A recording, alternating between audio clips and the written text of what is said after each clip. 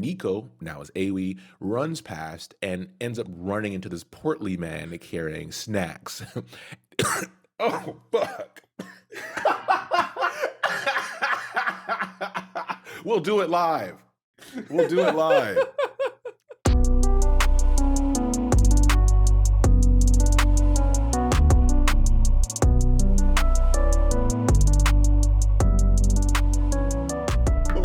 Welcome to Castles of Runeterra, episode 132. I'm your host, Ryan, here with the other host, Hedge. I can't tell if we've started the show or if I'm having a stroke. I need you to tell me which one it is. I need to know if I need to keep talking or to call an ambulance. We started. We're in it. Okay, Say hi, cool. Say hi to the fans. Hey, everybody. I hate my co-host. We're back with the episode we always promise, which is the story of Neeko. But first, housekeeping. You can listen to us everywhere, and we mean that. Listen, we were just talking about this. We were just talking about this. There's a person who listens to us on Audible. Which is, I forgot Audible existed. But thank you to that one person that listens to us on Audible. And left us a 5-star, which you should do as well. If you're on any other platform and you're not that Audible listener, you have no excuse. If they can do it on Audible, you can do it on your preferred listening source. Visit us to podcastcore.com for all of our info. Unfortunately, the Audible link is not on our website. Email us at podcastcore@gmail.com. Follow us on all the platforms, including Audible, and leave a like and comment because we like to hear from you guys, and we like to see that you like the show. We have a lot of fun making this, and that's the biggest reason we make it. But I will say that like having people give us feedback and that you like it is all the more reason to do it. Like we love hearing from you guys, so just let us know you're enjoying it. Let us know what you want to listen to because we love talking about it with you guys. So just stay in touch. Yeah, and word of mouth is the easiest way. That's how we've gotten this far. We don't really have advertisement, but word of mouth, tell a friend to reveal their true identity by listening to the Casuals of Runeterra podcast. We're talking to you, Audible listener. Tell us, who are you? Just tell us who you are. So we're talking about Neeko's story, the Monster of Kalduga Outpost. Yeah, my mom is a big fan of horror movies, so I was really young the first time I watched the original Thing movie. So love that story. Love that story. I'm really glad that we get to talk about it today. Yeah. So this story we like to break into 3 parts as stories are best told, and this one is essentially like a Disney adventure turns dark, and you'll see what we mean by that. Oh yeah, like this. I mentioned it in the bio episode, which if you haven't listened to that, go ahead and give it a listen to it because we go a little bit more in depth as far as like how Neeko interacts with the world in that. And this one's going to just give more details about what we already talked about. So we're not going to give like the baseline info. So it would be worth going to listen to it. And that said, in that episode, I mentioned that Neeko is kind of more of like, the happy-go-lucky character that is kind of added in essentially to brighten the mood. Because a lot of this, we've talked about so many ruinations on this show that if we don't have something to brighten it up, it just kind of gets depressing. And Neeko is our antidepressant. And That's a good way to put it. And I bring it up that way because this story, if we weren't looking at the story through Neeko's eyes, it could be kind of depressing. Yeah. So we start off with Neeko just thinking humans are quirky. Specifically, why do they wear socks? And she didn't think they were strange, particularly until this experience at the outpost at Kalduga. And this compound is a compound carved into the cliffs in the jungles on the outskirts of Shurima, made by Noxians. So obviously, Noxus with a random military outpost in another country. How imperial of them. I'm shocked. Shocked. Shocked. Well, not that shocked. Thank you, Futurama. So yeah, Neeko's wandering, okay, I see this random outpost out here. Let me see if they're friendly. Highly doubt it based on our other episodes. But do they like cheese bread? That's possible. They're not nice though. I guarantee that. And so one night she says, fuck it. I'll go find out myself. Yep. And this kind of reinforces what I was talking about, is that she's, kind of there to lighten the mood a little bit, because, the story's starting off with, oh, like, I don't know why they wear socks. That's weird. But maybe they like cheese bread. Let's go check them out and see. And honestly, I too would probably be able to break the ice with complete strangers over the promise of cheese bread. Yeah. I'm looking at you, Red Lobster. Like, sponsor us and give us some cheese bread. That would be a wild sponsor in 2023. So she immediately encounters a guard because it's an outpost and begins to use her shape-shifting powers. And this is the first time we get like an in-depth explanation. I promised you in the last episode at the end that we would talk about the color aspect of how she senses and uses her shoma. So I'll read from this quote here. Quote, she reached out with her own shoma, feeling for the outer boundaries of the guard's aura, which extended far beyond her body. When her spirit met the guard's, a name floated to the surface of Neeko's mind, Awi. From across the desert, a flavor color came next, burnt orange, bitterness. Over her lost home, still graced by Awi's mind, and the blue salt resentment, blue salt, the blue salt resentment about her station, the backwater nowhere outpost with no strategic value. Stop real quick, because when you want to talk about military bases with no strategic value, the U.S. Okay, I'll stop there. All right, so we'll continue with the quote. But try telling the commander that. This Awi had dark skin and beautiful oval eyes. She was strong, but few took her seriously since she was a mudheel. I'm gonna stop there again. I don't know if that's a slur. Can't be held responsible because I don't live in Runeterra. But here it tells us this means a simple soldier. I mean, as far as like with it being a simple soldier, I imagine that, it's kind of like greenhorn, like, it's not really a slur, but like you don't want people outside of the group calling you that, I guess. I don't know. That's just described as slur. I sure did. And then the last sentence says, fascinated, Neeko shed her natural chameleon-like appearance for Awi's shape. And that's where the quote ends. So yeah, we get a couple things here. Obviously, the process she goes through seems extensive. I doubt this is something that she experiences this strongly. It's more of an instinct at this point. But for descriptive purposes, in the real world, there are people who have like synesthesia, right? Which means they can sense and feel colors differently from how we experience colors by just seeing them, right? And this has a hint of that in it. Yeah, and I do like the, as far as like kind of like taking like the imagination, like letting your imagination run wild with synesthesia. Blah, I can't say Close that enough. word, so That was I'll good. let you could just dub over me whenever I try to say it. But it's like it's like taking like that a real world concept and kind of fantasizing it. I really like that kind of storytelling because it gives you more tools to understand where the writer's coming from better. And I really enjoy like the descriptive bits of it, as far as like how she tastes it more than anything else. Like it's sitting on her palate instead of just being an ethereal thing that you have to use your imagination for, right? Yeah.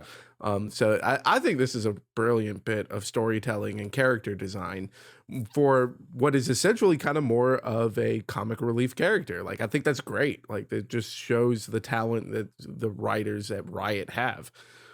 Yeah. So after this interaction, changing into AoE actually stuns AoE a bit, like the real one. And Neeko, now as AoE, runs past and ends up running into this portly man carrying snacks. Oh, fuck. We'll do it live. We'll do it live. Sorry, water went down the wrong hole. Did your gills stopped working? Like, Yep. I get it. We're talking about Nico, but that does not mean we can shapeshift suddenly. We are still bound by the laws of physics, Ryan. I said snack and then sounded like I was joking on one. So he yells at what he thinks is AoE, hey, get back to your post. But Neeko says, no, there's an intruder. And she's kind of improvising at this point, but she also doesn't know much about AoE outside of the little bit that we were given. And the man says, okay, then go sound the alarm. And she's like, I don't know where that is. And he's like, okay, fuck it. I'll do it. And you go take you go meet the, the medic or whatever to see, because there's something wrong with you. So Nico's like, cool, I get a free pass. He gets to go do that since she doesn't know where it is. And as he walks away, she changes her shape again into him. And she finds out his name after she changes into him. His name is Yubbers. I want to get a monogram matching pajama set that just says Yubbers on it. Like that is what a ridiculous name. But Even I mean, she thinks it's ridiculous. Yeah. And she's Neeko. like even Nico finds it funny. Like it's hysterical. But I mean, I do like how she improvises it, because she doesn't, like, obviously she doesn't know where the alarm is because she's not one of the soldiers, but it also kind of plays into what we were given in her bio, where she still doesn't fully understand human communication yet. Like Yeah. the concept of speech is kind of beyond her. So she's hearing the words. She can hear the words, like in the sense of like how a native speaker would hear them, like, but then like she doesn't know what any of those words mean. It's kind of like if you don't listen to heavy metal music and then you go listen to it, it's the English language, but if you don't listen to it consistently, you're not going to make out a single word of it. Damn, Hedge, that's actually a really good comparison. But yeah, so Nico's heading deeper into the compound, and as she does, she sees out of a window the real Yubbers yelling at the real AoE. Oh no, things are about to go off the rails. So then she hears, obviously, the alarm, which is this loud bell that starts ringing, and all the doors in the hallway she's in opens, and a Noxian stampede happens of half-dressed soldiers as they go towards the yard, and she gets swept up in it. And AoE is there, obviously doesn't know what the fuck Yubbers is yelling about, right? And then Yubbers sees Neeko as Yubbers. And before anyone can realize what's going on, she disappears into the fog and chooses another persona. And this takes us into part 2. Yeah, I like, this was just so, like, the build up into this is already just so funny, because like you have AoE that like lets Neeko get past just because of how dazed and disoriented she becomes when Neeko like probes her with her Shoma. And then Neeko laughing about Yubbers. And something that you didn't really touch on is before she gets swept up by the stampeding soldiers, she like uses her Shoma to get more info about Yubbers, and Yubbers had just left the larder. So then she's like, yo, they may have cheese bread. Like she was trying to get to the larder. She was just going for a snack at that point. And then like her attempt to get a snack has now turned us into a scenario where now they know there's an imposter amongst them. And in part 2, we start off with her shifting into the new person now, Seda. And this is a vicious soldier. But before Neeko can even do anything with his persona, Seda notices and attacks her without even thinking twice, and the two tussle until only one remains. And Yubbers had this Seda placed in chains because he's not sure if it's the real Seda. And then Seda in chains mentions, well, there was two Yubbers. And he's like, shit. So he's placed in chains. And then this is followed by Awi, who's the original person who was changed originally. She's placed in chains. And this continues in this commotion until people start to begin and wonder, is the commander the one who brought this monster into the camp?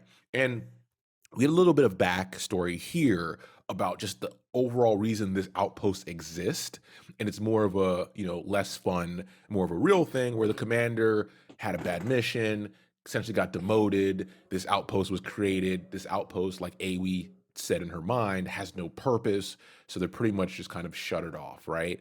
And no one's happy to be here, and this is where things start to turn dark.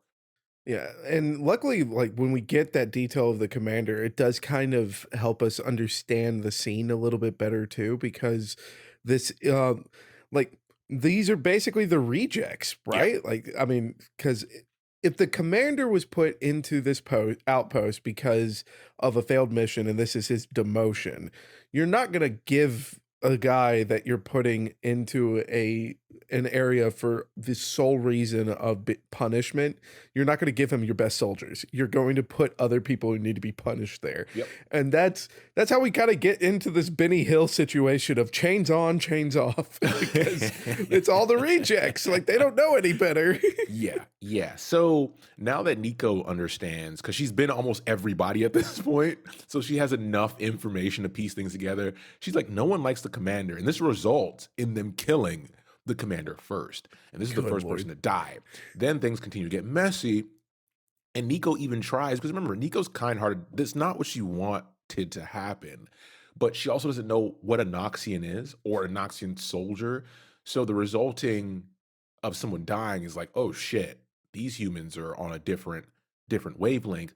So she tries to calm people down in the shape of somebody named Tomsy, but she's speaking as if she's Neeko. So she's bringing up cheesy bread and fun times and all this stuff. Yeah. And everyone's like, that's not Tomsy. So they start stabbing. Yeah, if I may be so bold, I would Yeah. like to just go ahead and read Yep. directly what Neeko says. So, it's Go ahead. all these accusations are going around. The word traitor is getting thrown at everybody, and then Tomsy says, "What if it is no monster? It is someone who is nice, lost, and a little scared." But just wants to make friends and eat cheese breads and be happy? Yes? And as the meme says, and then I started blasting.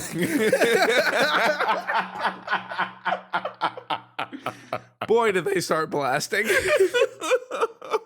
So this takes us to part 3 to wrap this up. And it's now dawn, because remember, this all started at night, and only 4 soldiers remain. And they looked at all the commotion. They looked at the commander's body in a pool of blood, and they're in shame, right? They're like, we fucking suck. There's a reason we're here. And Neeko's watching this now safely in the lauder. She got her destination, +1 for Neeko. And they knew they would be punished for their crimes based on Noxian law at this point. And Yubbers comes up with a plan. And as listeners who have watched the movie The Thing, you're probably now understanding why I brought this up of just like, yeah, like there is a monster in here and it's trying to kill us. And then like we just all kill each other instead and don't get the monster. But like for Yubbers, I mean, like Yubbers has like a decent plan here. And that plan is like, look, it's like you go north, you go east, you go west, I'll go south. Because the only options that are left for us are exile or death. And we go in that direction as far as we can. And hopefully we never see each other again. Because if we see each other again, it's a duel to the death. Because one of the 4 of us is the monster. And logically, it kind of makes sense because, you killed everybody. You never saw Neeko. and you haven't checked the larder where she's just chilling eating cheese breads, watching you guys come up with this plan. Yeah, and then sending the messenger back to Noxus to let them know, hey, we're being attacked. We're gonna stand and fight, right? So you go out like heroes for an outpost that doesn't matter. Noxus is not gonna spend the resources to check it out. So you're good. It's actually a solid plan. It sounds crazy after everything that's happened, but it will work. And then an hour later, they leave. And Neeko's still watching, and she thinks to herself, humans were indeed strange creatures. So we come back full circle. Oh my goodness. What a man. I really do love this story Yes, because it is it's such a silly twist on a story that, you know, is kind of near and dear to me. So and I always loved kind of more of the goofier aspects. Yeah. And what is goofier than, you know, the Thing looking at everyone going, cheese bread? Yes? With that, as always, thanks for listening, and we'll be back soon with the next episode. Add some cheese to your favorite breads and take care, everybody.